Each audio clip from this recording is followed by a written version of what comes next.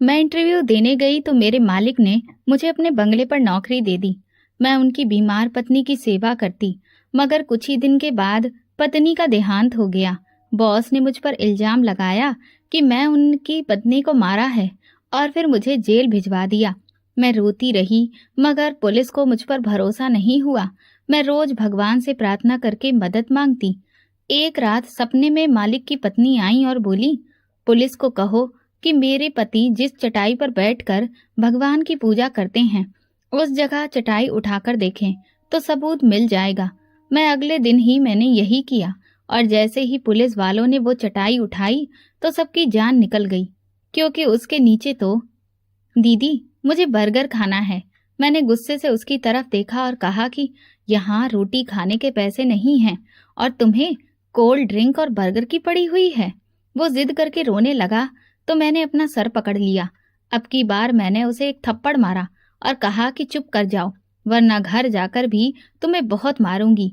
दीदी तुम उधार ही ले लो, बाद में सारे पैसे चुका देना। छोटे भाई की बात सुनकर मेरा दिमाग बहुत खराब हो गया और गुस्से से मेरा बुरा हाल था। मैंने उसका हाथ छोड़कर कहा, तू यहीं पर खड़ा रह, मैं घर जा रही हूँ। मेरे ऐसी हरकत पर वो वहां खड़ा हो गया, मगर जब मैं थोड़ी दूर गई तो भागकर मेरे पास आया। मैंने उसकी बेइज्जती की थी, अब उसको बदला तो लेना ही था। बाकी का रास्ता वो जानबूझकर मुझे परेशान करता रहा, मगर मैं किसी भी बात की परवाह नहीं करने की बहुत अच्छी एक्टिंग करती रही और घर का दरवाजा देखकर सुकून की सांस लेकर मैं अंदर चली गई। मेरा नाम सोना है। मैं गरीब घर में आंख तो नहीं खोली थी, मगर किस्मत ने मुझे बहुत बुरी मार मारी थी, जो कि मुझे गरीबी की दहलीज पर लेकर आ गई थी। मैं किस्मत की धनी नहीं थी, इसीलिए सब कुछ होते हुए भी परेशानी की जिंदगी गुजारने के लिए मजबूर थी। मैं अपने घर में सबसे बड़ी थी। मेरे पापा की किराने की दुकान थी जो खूब चलती। पूरा मोहल्ला ही मेरे पापा से सौदा लेने आया करता था। पापा भी बड़े ही खुश मिजाज इंसान थे। उनका इरादा अपनी एक और दुकान खोलने का था। मम्मी, मैं और छोटे भाई बहन पापा की कमाई पर खूब मजे करते थे। पापा भी खुले दिल के मालिक थे। उन्होंने कभी भी खर्च करने के लिए अपना हाथ नहीं रोका। मेरे पापा की शख्सियत शानदार थी। वो अपनी उम्र से काफी कम दिखाई देते थे। हमारी जिंदगी तो ऐसे साधारण थी, लेकिन पापा हमेशा अच्छा खिलाने पिलाने का शौक रखते थे। उन्हें खुद भी खाने पीने का बहुत शौक था। फल फ्रूट से लेकर कभी कभी पनीर भी, सब कुछ हमारे घर में बना करता था। हमारे घर के हालात मोहल्ले के बाकी लोगों के मुकाबले काफी अच्छे थे। माँ हाथ में भरी भरी चूड़ियां पहनकर घर से बाहर निकलती तो मोहल्ले की औरतें जलन का शिकार हो जाती।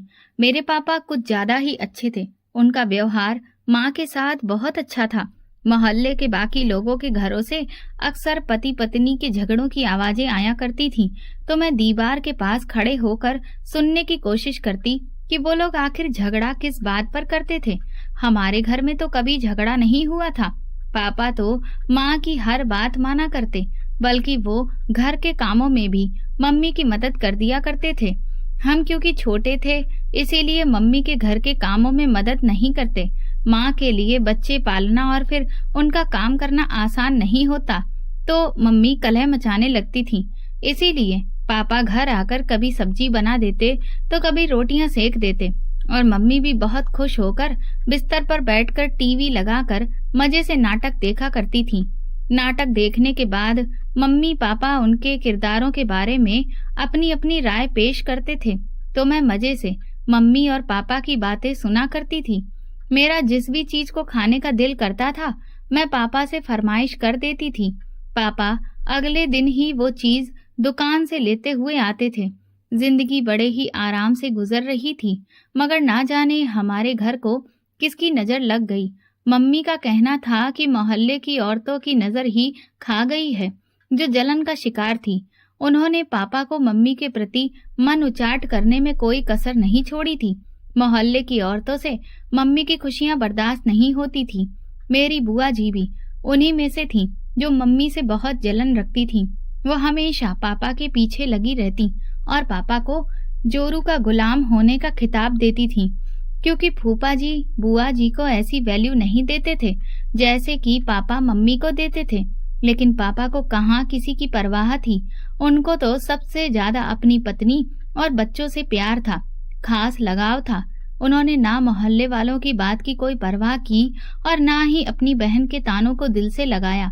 लेकिन पापा की फितरत एकदम से कैसे बदल गई, ये अब मैं समझ नहीं पा रही थी। पापा की दुकान पर अक्सर एक औरत घर का सामान लेने आया करती थी।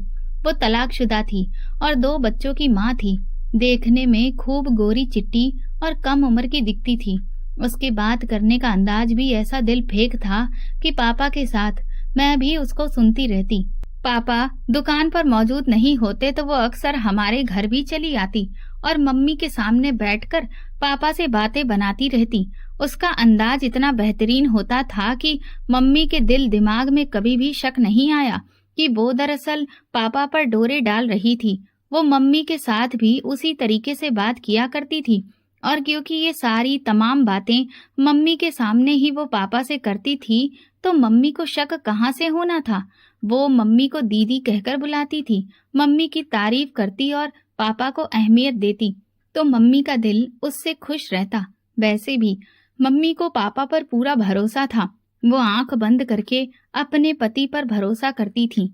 यही भरोसा मम्मी को खा गया और फिर उन्हें कानों कान खबर भी नहीं हुई।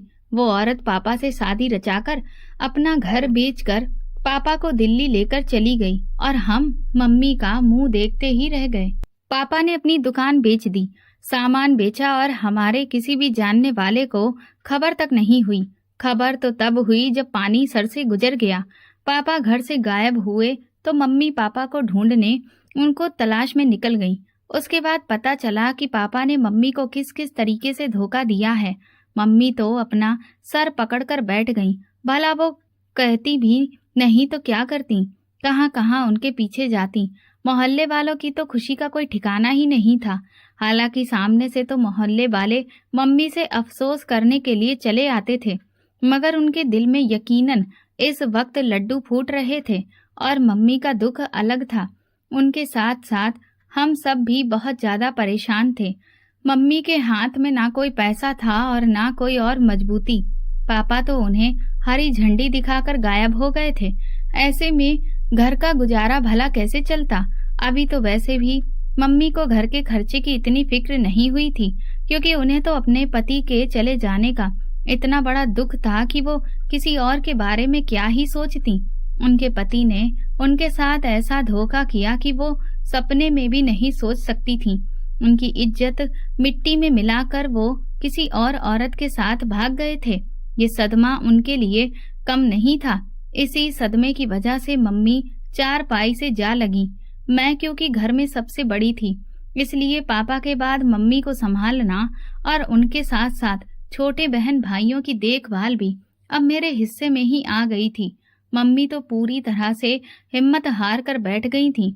मैं जब उनकी हिम्मत देना चाहती तो उन्होंने भी मेरी बहुत बुरी तरह से बेइज्जती करके रख दी। तुझे क्या पता कि इस वक्त मुझ पर क्या कयामत टूट रही है। मैं कैसे हिम्मत रखूं, कहाँ से हिम्मत लाऊं। तेरे पापा मेरे सामने होते तो मैं उनसे पूछ लेती कि उन्होंने ये सब क्यों किया, मगर वो तो मुझे धोखा देकर चले गए और सब कुछ बेच बाच कर निकल गए। मैं उन्हें एक भी शब्द नहीं कह सकी। मेरे तो दिल की भड़ास तक नहीं निकल पाई है। अब बताओ मैं किसी पर अपने दिल का गुबार निकालूं। मैंने उस आदमी का गिरेबान पकड़कर पूछ लेती कि उसने मेरे होते हुए दूसरी औरत से शादी करने की हिम्मत कैसे की, तो मेरा दिल कुछ हल्का हो जाता। मगर वो तो ऐसे गायब हो गया है जैसे कि गधे के सर से सींग। अब मैं किस किस से लड़ूं झगड़ूं, किसको अपनी शिकायत सुनाऊं, कौन है मेरी सुनने वाला। लोग तो खुशी से फटे जा रहे हैं। तुम्हारी बुआ तो पूरे घर भर में नाचती घूम रही होगी कि उसके भाई ने मेरे साथ कितना अच्छा धोखा किया है। मम्मी एक बार शुरू हो जाती तो फिर उनको चुप करवाना बहुत मुश्किल होता था। इसीलिए मैंने मम्मी के आगे पापा का जिक्र करना छोड़ दिया और फिर उन्हें उनके हाल पर भी छोड़ दिया। अब जो होना था वो तो हो गया था। जिंदगी गुजारने के लिए आगे के बारे में क्या करना है ये सोचना बहुत जरूरी था, ना कि वही लकीर रोज रोज पीटते रहना। मैं अपने छोटे बहन भाइयों को ऐसे नहीं छोड़ सकती थी। मुझसे छोटी एक बहन और सबसे छोटा एक भाई था, जिनकी पापा से फरमाइशें करने की आदत पड़ चुकी थी।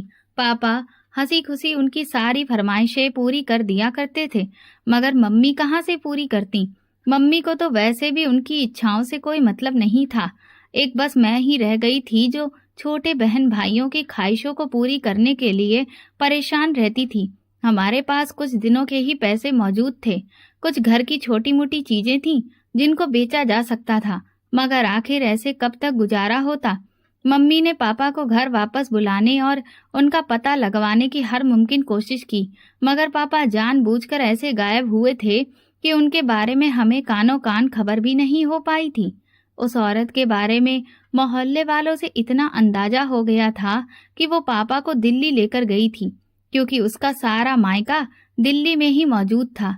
वहां के अलावा वो और कहीं भी नहीं जा सकती थी। मगर इतने बड़े शहर में पापा को भला कहाँ से ढूंढा जा सकता था, जबकि हमारे पास कोई मदद करने वाला भी नहीं था। एक सिर्फ बुआ ही थी, लेकिन वो भला पापा को ढूंढने में हमारी मदद क्यों करती। वो तो पहले ही मेरी मम्मी पर इल्जाम लगा रही थी कि जिसने अपने पति पर नजर नहीं रखी और अपने पति को खुद ही उस औरत के हवाले कर दिया, तो उसके साथ तो यही होगा। जब तुम्हें पता था कि वो तुम्हारे पति के पीछे ही घर में आती है, तो उसे डंडे मारकर इस वक्त बाहर क्यों नहीं निकाल दिया। बुआ जब मम्मी को इस तरह की बातें सुनाती तो वो अपना सर पकड़कर बैठ जाती। कभी मम्मी अपने हाथ मसलना शुरू कर देती कि मुझे क्या मालूम था कि वो नागिन मुझे ही डस लेगी, मेरे पति पर अपना कब्जा कर लेगी। वो तो मेरी सगी बहन बनी हुई थी।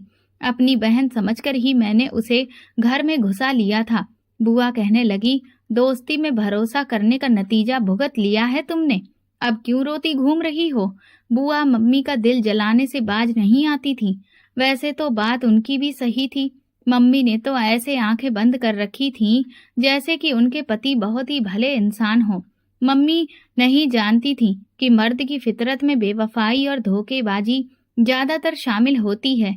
उसे मौका मिले तो वो कभी भी ये मौका नहीं छोड़ता। भला ऐसा शानदार मौका जब सामने से चलकर आ रहा है तो वो इसे गंवा कर खुद को बेवकूफ जाहिर क्यों करें।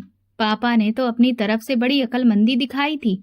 अपने बच्चों का ख्याल छोड़कर दूसरी औरत के बच्चों के सर पर बाप बनकर बैठ गए थे। पापा के बाद जिंदगी कितनी मुश्किल थी, इसका अंदाजा कुछ महीनों में ही हो गया था। खाने पीने के लाले पड़े तो मुझे ही तुरंत हरकत में आना पड़ा। मैंने अपने आसपास से नौकरी की तलाश करना शुरू कर दी। खैर, मैं कब तक हाथ पैर रख कर यूं बैठ सकती थी। मुझे अच्छी नौकरी नहीं मिल पाई क्योंकि मेरी पढ़ाई लिखाई ज्यादा नहीं थी। वैसे भी ज्यादातर कारखाने हमारे घर से काफी दूरी पर बने हुए थे। फिर भी मैं नौकरी की तलाश में लगातार लगी रही। मैं छोटे मोटे काम करती रही और अपने घर वालों का खर्चा उठाती रही। छोटे भाई बहनों की जरूरतें पूरी करना मेरे बस में नहीं था, वो तो पापा ही पूरी किया करते थे। मेरी कमाई में तो बड़ी मुश्किल से वक्त दो वक्त का गुजारा ही चल रहा था। फिर भी मैं अच्छी नौकरी की तलाश कर रही थी ताकि अपने भाई बहनों की सुख सुविधाओं और जरूरतों को पूरी करने की कोशिश कर सकूं। हमारे मोहल्ले में एक लड़की पिंकी दिल्ली के किसी फैक्ट्री में काम करती थी। वहां पर किसी कर्मी की जरूरत पड़ी तो पिंकी ने मुझसे कहा कि तुम भी मेरे साथ चलो। वहां पर फैक्ट्री की तरफ से ही रहने और खाने पीने का इंतजाम भी करके दिया जाएगा। वो छुट्टियों में घर आई हुई थी। मुझे उसकी एडवाइस अच्छी लगी क्योंकि भाई अब बड़ा हो रहा था और वो कई सारी शारीरिक परेशानियों का शिकार भी था। लेकिन बहन भाई अभी इतने भी बड़े हुए नहीं थे कि मेरी या मम्मी की मजबूरी को समझ सकें, और इन हालातों ने भी तो एकदम से पलटा खाया था। वो लोग पापा की दूरी को बर्दाश्त करते या फिर घर में गरीबी की मुश्किलों को सहते। मैं अपने बहन भाइयों के मुरझाए हुए चेहरे देखती तो मेरे दिल को झटका सा लगता। मैं चाहती थी कि मैं उनकी सुविधा पूरी करने के काबिल बनूं। इसीलिए मैंने माँ से बात की और उन्होंने मुझे तुरंत ही कहा कि तुम दिल्ली जाकर अपने बाप को तलाश करने की भी कोशिश करना। मैंने अफसोस से उनकी तरफ देखा। भला जो इंसान खुद अपनी मर्जी से अपनी पत्नी और बच्चों को बेसहारा छोड़कर चला गया हो, उसको अब तलाश करने का क्या फायदा। मैं अपना वक्त और एनर्जी पापा पर बर्बाद नहीं करना चाहती थी। पापा को तलाश करने का क्या फायदा था? हमें छोड़ना तो उनकी अपनी खुद की खुशी थी। जब वो खुद खुशी से ये काम करके गए तो फिर उन्हें ढूंढकर हम क्या करते? मगर ये बात मम्मी को मैं नहीं समझा सकती थी। वो तो अभी तक इस सदमे से बाहर ही नहीं निकली थी कि पापा उन्हें किसी दूसरी औरत की खातिर छोड़ गए थे। उनको अभी भी ये गुमान था कि शायद उनके साथ कोई हादसा हो गया है, या वो औरत पापा के साथ किसी तरह की कोई जबरदस्ती या जादू टोना ब्लैकमेलिंग करके उन्हें अपने साथ ले गई हो। मगर मुझे ऐसा कोई भी भ्रम नहीं था। मम्मी सिर्फ अपने दिल को तसल्ली दे रही थी, जबकि मैं सच्चाई को अपना चुकी थी कि पापा जानबूझकर घर छोड़कर गए थे। मैं पिंकी के साथ दिल्ली चली आई। उसने मुझे अपनी फैक्ट्री के मालिक से मिलवाया तो उसने ऊपर से लेकर नीचे तक मेरा मुआयना किया और एक छोटे से इंटरव्यू के बाद मुझे उसने नौकरी पर रख लिया। मेरी अच्छी खासी सैलरी भी तय कर दी गई थी। मैं खुश थी कि मैं सारे पैसे अब घर पर भेज सकती थी। छोटे भाई बहनों की जिंदगी भी अच्छे से गुजर जाती। जितनी ऐश पापा ने हमें करवाई थी मैं उतनी तो नहीं करवा सकती थी, मगर कोशिश कर सकती थी कि उन्हें एक अच्छी जिंदगी दे सकूं, और मैं यही कर रही थी। मैंने दिल लगाकर काम करना शुरू कर दिया। मैं आराम किए बिना ही काम में जुटी रहती। मैं बाकी लड़कियों की तरह खड़े होकर बातें करना पसंद नहीं करती थी, बल्कि अपने काम में व्यस्त रहती थी। मुझे अपने आसपास क्या हो रहा है इससे कोई मतलब नहीं था। मैनेजर की नीयत मुझ पर खराब हुई इस बात का मुझे अंदाजा भी नहीं हुआ। एक दिन उसने मौका पाकर मेरे साथ गलत हरकत करने की कोशिश की तो मैंने उसे बहुत बुरी तरह से डांट दिया। तुम्हारी हिम्मत कैसे हुई मेरे बारे में ऐसा कुछ भी सोचने की? मेरी तेज आवाज और तेवर देखकर वो साफ मुकर गया। मैंने क्या किया है? तुम ही तो मुझे बिना वजह बदनाम करने की कोशिश कर रही हो। मैं उसके इस अंदाज पर हैरान थी। अभी कुछ देर पहले ही तो वो मुझे पेशकश कर रहा था कि मैं उसके साथ वक्त गुजारूं तो वो मुझे माला माल कर देगा, जबकि अब वो साफ मुकर गया था। मैं तुरंत ही उसके कमरे से बाहर निकली तो उसने मुझे धमकियां देनी शुरू कर दी। अब मैं बहुत बुरी तरह मुसीबत में फंस गई थी। वो मौका पाते ही अकेले में मेरे करीब आता और मुझे परेशान करता, और कभी कभी मुझे धमकियां देना भी शुरू कर देता कि मैं मालिक से कहकर तुम्हें 2 दिन में ही नौकरी से अगर नहीं निकलवाया तो तुम मेरा नाम बदल देना।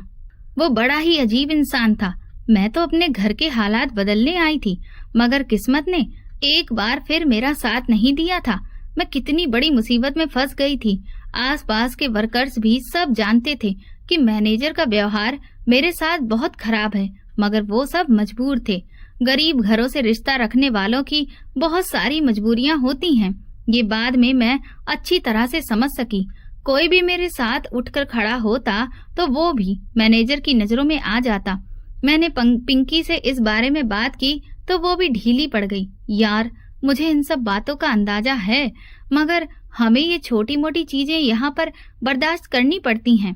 छोटी मोटी चीज? वो मेरी इज्जत पर हाथ डालने चला था। मैंने बेचारगी से कहा तो पिंकी ने सर हिला दिया। हाँ, मैं समझ रही हूँ, वो कुछ ज्यादा ही फ्री होने की कोशिश कर रहा था, मगर तुम बस बर्दाश्त करो। कुछ समय बाद उसका गुस्सा उतर जाएगा तो सब कुछ ठीक हो जाएगा। लोगों की नीयत ऐसे ही खराब हो जाती है, किसी पर भी दिल आ जाता है। इसीलिए मैं इस मामले में तुम्हें ही बर्दाश्त करने के लिए कह सकती हूँ। मैनेजर का जाकर सर तो नहीं फोड़ सकती। पिंकी की बात भी अपनी जगह पर ठीक थी। वो तो खुद ही एक मजबूर इंसान की तरह नौकरी करके धक्के खाकर अपने घर वालों का सहारा बनी हुई थी। वो भला मेरा साथ कैसे दे सकती थी? मेरी खातिर वो अपनी नौकरी तो खतरे में नहीं डाल सकती थी, जबकि उसको वहां पर लगे हुए काफी साल हो गए थे और उसको बहुत सारी सुविधाएं भी मिल चुकी थी। मुझे तो नौकरी करते हुए अभी बस कुछ ही समय गुजरा था। दिल्ली में नौकरी करने के कई सारे ठिकाने थे। मैं यहाँ पर किसी और जगह पर नौकरी तलाश कर सकती थी। ये राय मुझे पिंकी ने ही दी थी। मैंने कहीं और नौकरी करने की ठानी। मैं रोजाना ही नौकरी की तलाश में अब निकलने लगी, मगर मेरे पास अभी एक्सपीरियंस नहीं था। मुझे नौकरी ज्वाइन किए हुए सिर्फ 2 महीने ही हुए थे, जबकि यहाँ पर ज्यादातर सब लोगों को साल भर का एक्सपीरियंस चाहिए था। फिर मेरे पास ऐसी कोई जमानत भी नहीं थी और ना ही कोई सिफारिश। ये नौकरी तो मुझे पिंकी की वजह से मिल गई थी, जबकि बाकी जगह पर मुझे किसी न किसी की सिफारिश तो चाहिए ही थी। मैं मायूस होकर बैठ गई। कुछ दिनों में पिंकी ने मुझे एक और नौकरी के बारे में बताया। उसकी कोई सहेली थी जिसके जानने वाले एक बड़े सेठ को अपनी पत्नी की सेवा के लिए एक लड़की की जरूरत थी। मैं ये काम कैसे कर सकती हूँ? मुझे तो ऐसा कोई भी एक्सपीरियंस नहीं है। मैं हैरान होते हुए पिंकी से कहा तो उसने मुझे समझाने की कोशिश की। इसमें एक्सपीरियंस की भला क्या बात है? बीमारी में अपनी माँ का ख्याल तो रखा ही करती थी ना, तो बस समझ लो कि ऐसे ही उस औरत का ख्याल रखना होगा। काम बहुत आसान है, तुम्हें दिन रात वहीं पर गुजारना होगा। सेठ तो घर पर होता नहीं है, वो अपने कारोबार के सिलसिले में कहीं न कहीं पर ही चला जाता है, मगर वो अच्छी सैलरी दे रहा है। सारा वक्त बस एक औरत के साथ गुजारना पड़ेगा तो मर्दों की नजरों से भी सुरक्षित रहोगी। पिंकी की बात मेरे दिल को लगी थी। वैसे भी मैनेजर ने मुझे बहुत परेशान किया हुआ था। उसकी हिम्मत दिन ब दिन बढ़ती ही जा रही थी। वो मेरी मजबूरी अच्छी तरह से समझ गया था, इसलिए मैंने पिंकी को हाँ बोल दिया और फैक्ट्री की नौकरी छोड़कर सेठ के घर नौकरी कर ली। सेठ वाकई में शरीफ आदमी था। वो अपने काम से काम रखता और मेरे सामने हमेशा नजर झुकाए रखता। वो ज्यादातर वक्त घर से बाहर ही गुजारता था, मगर जब कभी हमारा आमना सामना होता तो वो मेरी तरफ नहीं देखता। उसकी पत्नी भी बहुत अच्छे मिजाज की औरत थी। वो बीमार थी और चारपाई से बड़ी मुश्किल से उठ पाती थी। मैं सारा दिन उनकी सेवा में ही गुजार देती थी। मैं जो भी काम करती थी पूरे दिन ईमानदारी और सच्ची लगन के साथ किया करती थी। मैंने उस औरत की सेवा में भी कोई कमी नहीं छोड़ी थी। मैं रोजाना ही उनकी मालिश करती, उनका ख्याल रखती। उनके पति ने उनके लिए खाने पीने की चीजों का ढेर लगा रखा था। वो तो इतना सब कुछ खा नहीं पाती थी, मगर हाँ, मुझे जबरदस्ती खिला देती थी। तुम खा लो, वरना तुम्हारे मालिक आकर मुझे ही डांटेंगे कि सारे फल ऐसे ही पड़े पड़े सड़गल गए हैं। उनकी बात सुनकर मैं फल खा लेती। मेरी सेहत कुछ ही दिनों में बहुत बेहतर होती जा रही थी और मुझे यहाँ पर बड़ा ही सुकून था। मेरी मालकिन दिल की बहुत अच्छी थी। उनके पति से भी मुझे कोई दिक्कत नहीं थी। मैं दिन भर कामों में व्यस्त रहती थी, मगर फिर भी अपनी आंख और कान खुले रखती थी। मैं नहीं चाहती थी कि मैं किसी पर भी भरोसा करके बिना वजह ही मर जाऊं। पापा की वजह से वैसे ही मेरा हर किसी से भरोसा उठ गया था। मेरी जिंदगी थोड़ा सुकून में आई हुई थी कि एक दिन सेठ जी की पत्नी मर गई। मैं अपने कामों से फ्री होकर उनके पास आकर बैठी ताकि उनकी मालिश कर सकूं।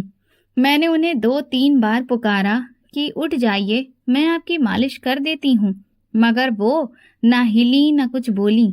मैं तो हैरान थी। अक्सर वो मेरी पहली आवाज पर ही उठ जाया करती थी, मगर इस बार न जाने क्या हो गया था। मैंने उनको बाजू से पकड़कर हिलाया तो उनके दोनों हाथ ढीले पड़ गए। मैं तुरंत उठी। मुझे कुछ अनहोनी का एहसास हुआ। मैंने उनके चेहरे को थपथपाया ताकि वो अपनी आंखें खोलें, मगर वो होशो हवास से बेगानी थी। मैंने जल्दी से उनकी नब्ज पकड़कर चेक की तो देखा कि वो तो रुक चुकी थी। उनके दिल की धड़कन भी थम चुकी थी। मैं बहुत परेशान थी। सेठ जी न जाने खुद कहाँ गायब थे। वो तो सारा दिन घर में दिखाई नहीं देते थे। मैं तुरंत ही भागकर मोहल्ले वालों को बुला लाई। पड़ोस की एक औरत ने आकर उनकी मौत की पुष्टि कर दी। मेरी मालकिन बड़ी खामोशी से चल बसी थी। मैं हैरान परेशान थी। न जाने कहाँ से सेठ जी को ढूंढ कर लाया गया।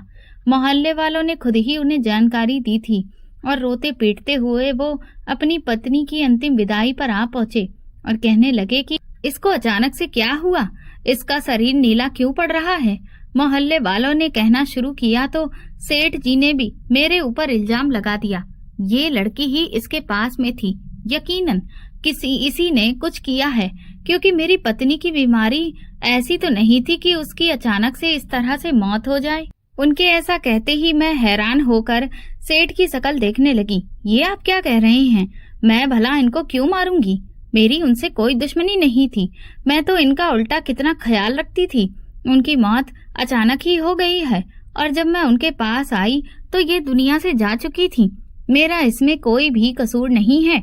मैंने सेठ और मोहल्ले वालों को भरोसा दिलाने की कोशिश की, मगर वो नहीं माने। मैं अभी पुलिस को बुलाता हूँ। पुलिस खुद ही सच और झूठ का पता लगा लेगी। उसने तुरंत पुलिस को फोन कर दिया। मैं उसकी मिन्नतें करती रही कि जैसा वो सोच रहा है वैसा कुछ भी नहीं है।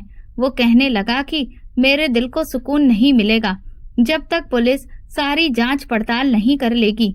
जब मेरा कोई कसूर ही नहीं था तो मुझे फिर डरने की क्या जरूरत थी।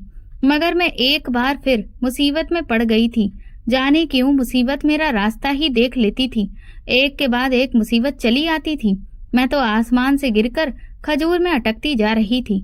मुझे समझ नहीं आता कि मेरी किस्मत मुझे किस मुहाने पर ले आई थी। मैं जहाँ भी काम करती कोई न कोई मुसीबत उठ खड़ी होती। पुलिस ने आकर अपनी जांच पड़ताल शुरू कर दी थी।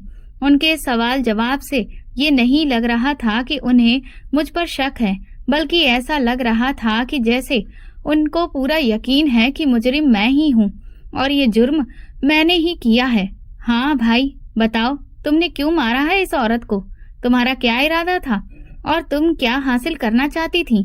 तुमने क्या कोई चोरी की है? मैं उनके सवाल जवाब पर हैरान थी, क्योंकि मैं उन लोगों को सफाई देकर थक गई थी। मगर उनमें से किसी को भी मेरी बात पर भरोसा नहीं आया। तुम्हें हमारे साथ पुलिस स्टेशन जाना होगा। जब तक पोस्टमार्टम रिपोर्ट नहीं आती तब तक हम कोई भी फैसला नहीं कर सकते। ना तो मेरे खिलाफ कोई सबूत था और ना ही कोई गवाह। फिर भी वो मुझे पुलिस स्टेशन ले जाने को तैयार थे।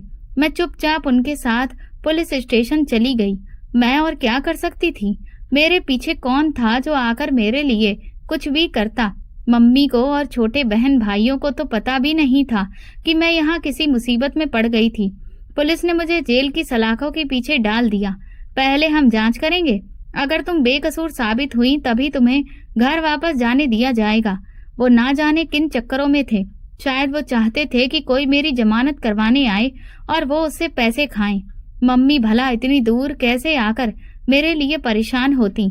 वैसे भी मैं दिल्ली इसलिए नहीं आई थी कि मैं अपने पीछे अपनी माँ को परेशान करूं, बल्कि इसलिए आई थी कि उनका सहारा बनूं और उनको परेशानी में पड़ने से बचाऊं। मगर यहाँ तो सब कुछ उल्टा ही होता जा रहा था। मैं जेल की सलाखों के पीछे बैठी रो रही थी। हे भगवान, अब तुम ही मेरी मदद कर सकते हो। तुम्हारे सिवा इस शहर में मेरा कौन है? मेरे पिता भी न जाने कहाँ पर खो गए, जो हम सबको छोड़कर भाग गए थे। मम्मी तो मुझसे दूर बैठी थी। बहन भाई भी इतने छोटे थे, वो मेरे लिए कुछ नहीं कर सकते थे।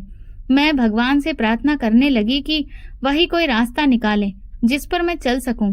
इसके बाद मैं कुछ देर के लिए लेट गई और जब मेरी आंख लगी तो मैंने सपने में अपनी मालकिन को देखा। वो चारपाई पर बैठी थी तो मैं वैसे ही उनकी मालिश करने के लिए तेल उठाकर लाई, जैसे मैं रोजाना किया करती थी। तो वो मुड़कर मुझे देखने लगी। मैं तो मर गई हूँ, तुम किसकी मालिश करोगी?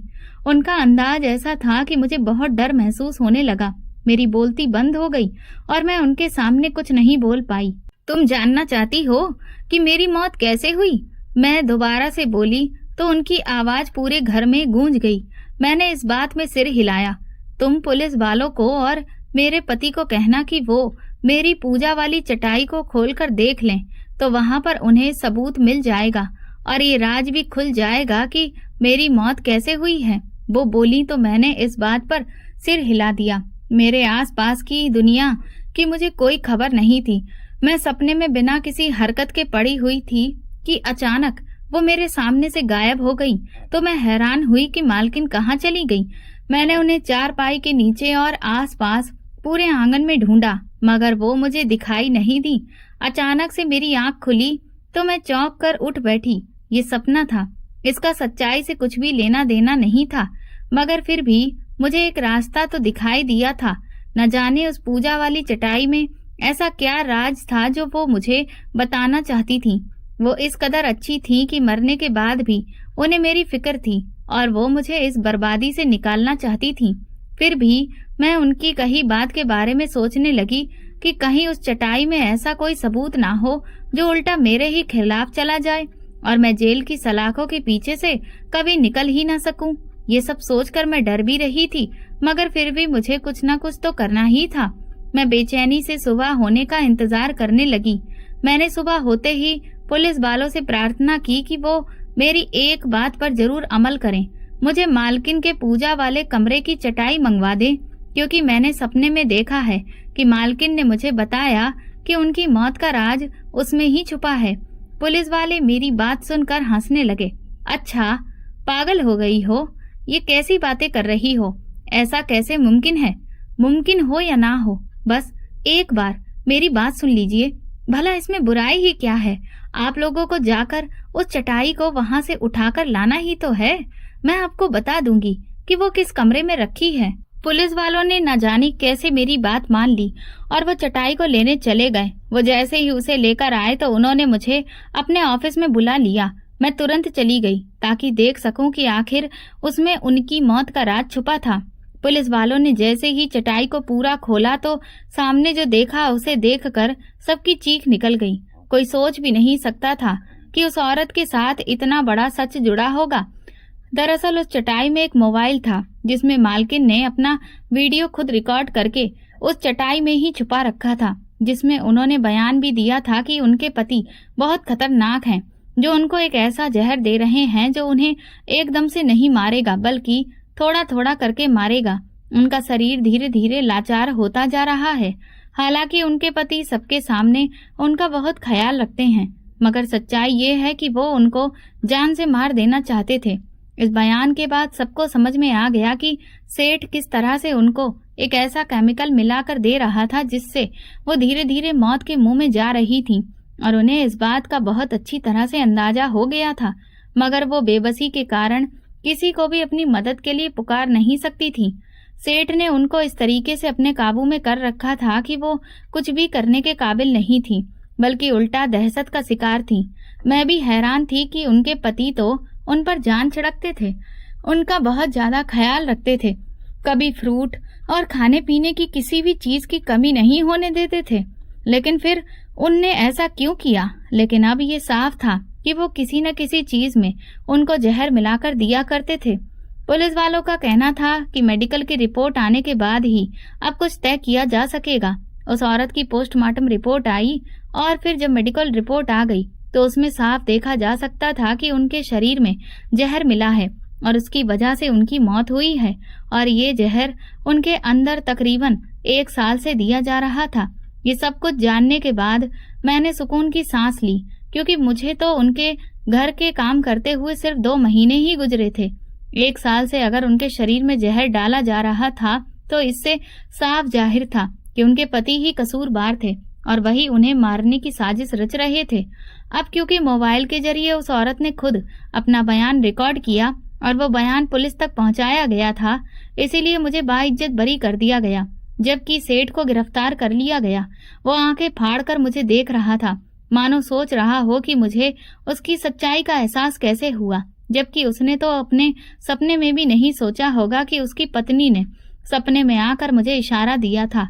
मैं भी हैरान थी कि दुनिया सच में किस कदर धोखेबाज है। वो देखने में बिल्कुल शरीफ इंसान लगता था, कभी नजर उठाकर भी नहीं देखता था, मगर उसने अपनी पत्नी के मरने के इल्जाम में मुझे गिरफ्तार करवा दिया ताकि मोहल्ले वाले उस पर शक न करें।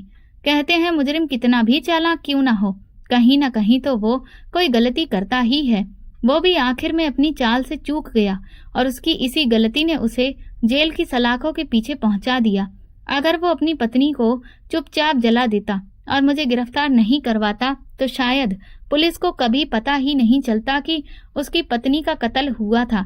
मगर वो अपने ही जाल में खुद फंस गया था। उसने खुद पुलिस को फोन करके बुलाया और एक बेगुनाह को अंदर करवा दिया, जबकि उसकी पत्नी उस पर बहुत ज्यादा नाराज होकर मरी थी। इतना कुछ होने के बाद भी उसने सपने में आकर इशारा दिया और अपने पति को गिरफ्तार करवा दिया। बाद में जब पुलिस ने सेठ से कड़ी पूछताछ की तो पता चला कि ये सब कुछ उसने अपनी पत्नी की दौलत हथियाने के लिए किया था, ताकि वो जल्द से जल्द अपनी प्रेमिका से शादी कर ले और ऐश की जिंदगी जिए। मैं जेल की सलाखों के पीछे से निकल आई थी। अब मैं इस बड़े से शहर में अकेली थी। मेरे पास कोई नौकरी भी नहीं थी। मैं वापस उस फैक्ट्री में भी नहीं जा सकती थी, क्योंकि मुझे पता था कि वो लोग मुझे दोबारा इस नौकरी पर नहीं रखेंगे। मेरे पास इतने पैसे भी नहीं थे कि मैं वापस अपने शहर लौट सकूं, क्योंकि मैं अपनी सारी सैलरी माँ को पहले ही भिजवा चुकी थी और अपने पास बहुत थोड़े पैसे रखे थे, क्योंकि मुझे यहाँ पर पैसों की जरूरत नहीं पड़ती थी। लेकिन अब अचानक जरूरत पड़ गई थी। मैंने यही सोचा कि मैं पिंकी से कुछ पैसे मांग लूं।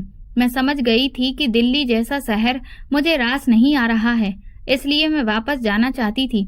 मैं पैदल ही पिंकी के क्वार्टर की तरफ गई। वो फैक्ट्री की तरफ से मिले हुए क्वार्टर में रहती थी। मैं चलते चलते जब एक दरबार के पास से गुजरी तो वहां लंगर देखकर रुक गई। मुझे बहुत तेज भूख लगी थी। मैंने सोचा कि मैं भी क्यों ना थोड़ा सा खाना खा लूं। मैं जैसे ही अंदर गई तो वहां पापा को देखकर चौंक गई। वो भी लाइन में से चावल लेकर खा रहे थे। पापा, मैंने उन्हें जोर से पुकारा तो उन्होंने तुरंत पलट कर देखा।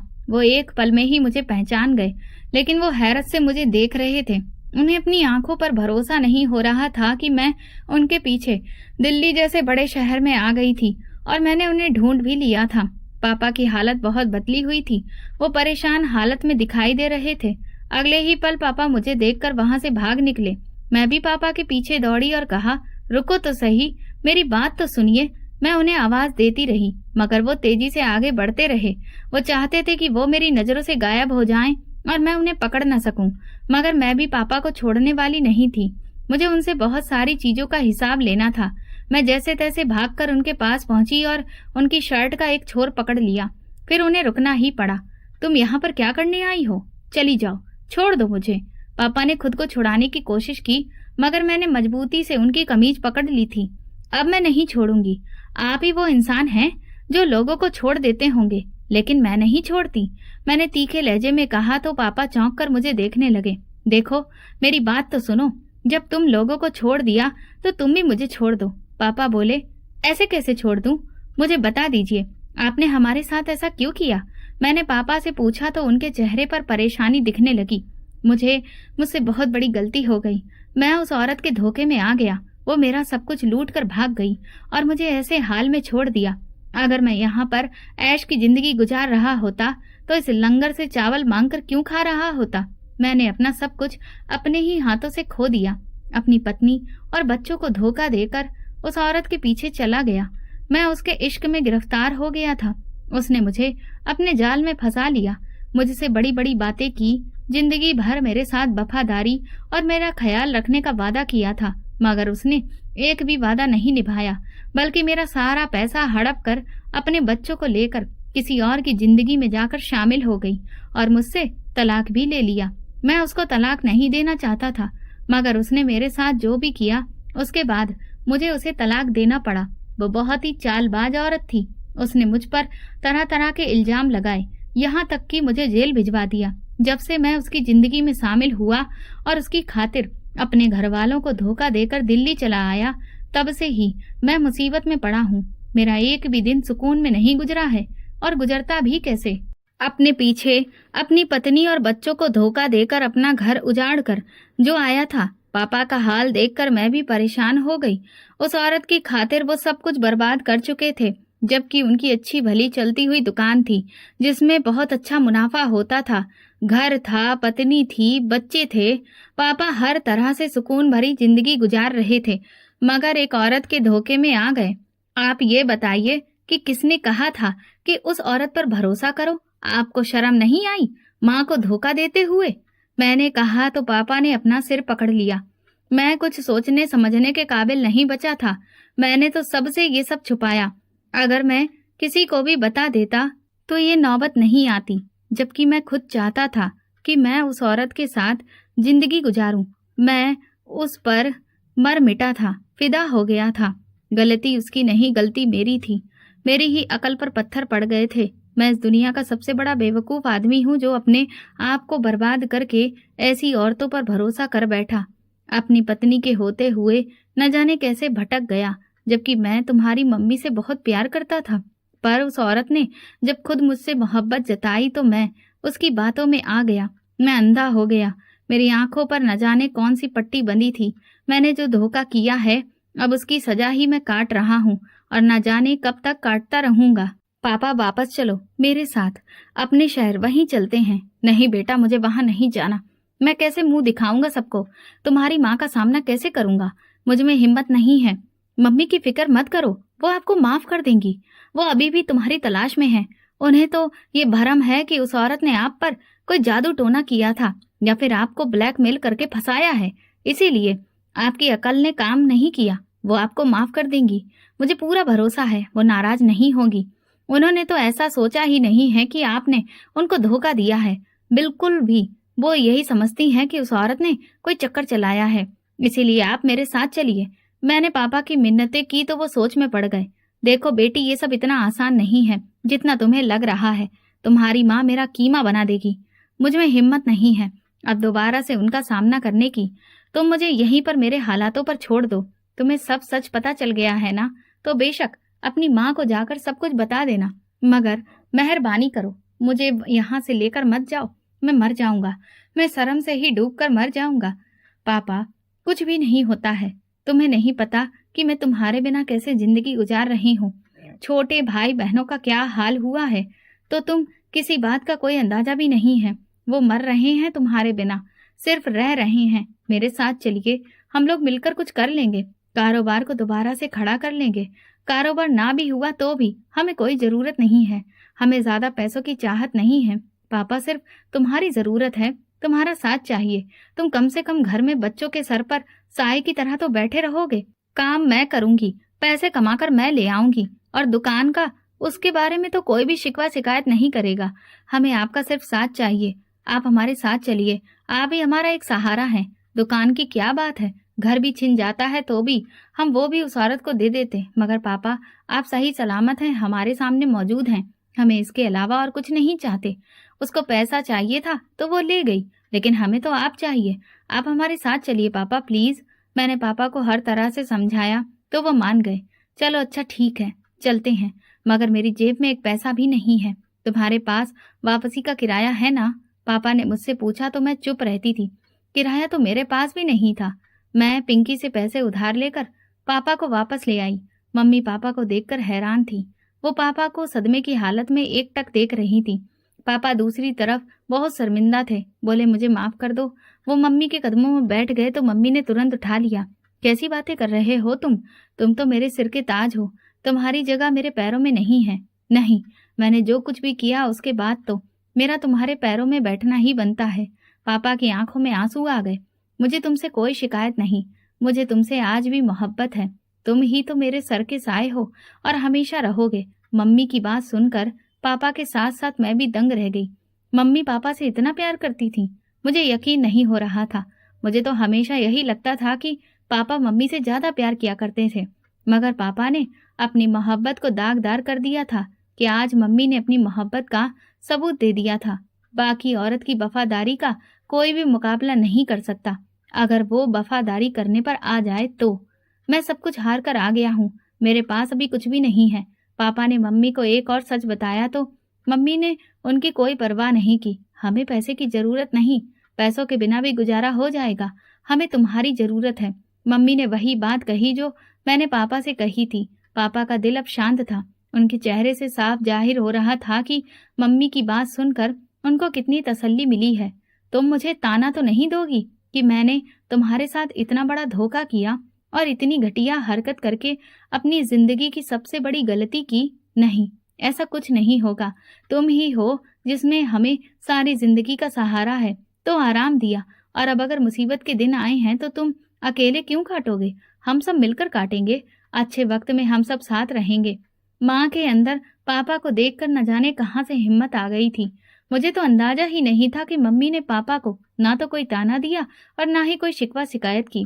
किसी भी बात पर वो बहुत खुश थी कि पापा वापस लौट आए हैं, वरना वो यही कह रही थी कि मैं क्या कर सकती हूँ। छोटे बहन भाई भी पापा के आने पर बहुत खुश थे। पापा जल्दी ही नौकरी की तलाश में निकल पड़े। उन्हें जूते की दुकान पर नौकरी मिल गई। मैं भी अपने शहर में ही नौकरी करना बेहतर समझा और फिर मैं एक कारखाने में काम करने लगी। यहाँ मेरी सैलरी थोड़ी थी, मगर फिर भी अपने शहर में कम पैसों में भी गुजारा करना आसान हो रहा था। मैं सुबह सवेरे पापा के साथ ही काम पर निकल जाती थी। मेरी और पापा की सैलरी में अच्छा गुजारा हो रहा था। सबसे बड़ी बात यह थी कि अब हम सुकून की जिंदगी गुजार रहे थे। अब हमें फिक्र नहीं थी पापा की जिंदगी में दोबारा कोई औरत आएगी, क्योंकि दोबारा कोई धोखा नहीं खा सकते थे, क्योंकि वो सब कुछ लुटा चुके थे। मगर सुकून की बात यह थी कि अब हम सब साथ हैं। मैं मम्मी और पापा को एक साथ बात करते हुए हंसते हुए देखती तो मुझे बहुत अच्छा लगता था। मैं खुश थी कि हमारे सुकून के दिन वापस लौट आए थे। जिंदगी में पैसों की अहमियत अपनी जगह, मगर रिश्ते ज्यादा जरूरी होते हैं। पापा के साथ रूखी सूखी भी बहुत अच्छी लगती थी। मैं अपने भगवान की शुक्रगुजार थी जिसने मुझे हर मुश्किल से निकाल कर एक नए रास्ते पर चलने का मौका दिया था। दोस्तों, आप किस शहर से हमारी ये कहानी सुन रहे हैं, कमेंट में बताएं। अगर आपको हमारी कहानी पसंद आई हो तो कमेंट करके जरूर बताएं। वीडियो को लाइक करें और ज़्यादा से ज़्यादा शेयर करें। अगर आप चैनल पर नए हैं तो सब्सक्राइब जरूर करें और नोटिफिकेशन बेल दबा दें ताकि अगली अपडेट सबसे पहले आपको मिले। धन्यवाद।